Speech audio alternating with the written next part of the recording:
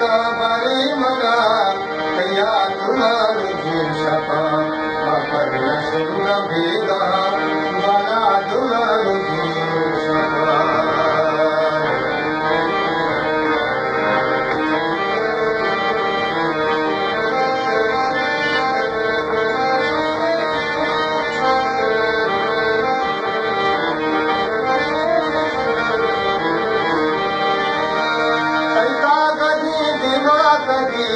गर्मी हवारी हो मजा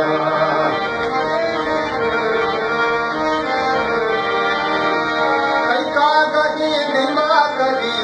गर्मी हवारी हो मजा राजिल लगे बाते मुदा आबाद मारू जी सफा राजिल लगे बाते मुदा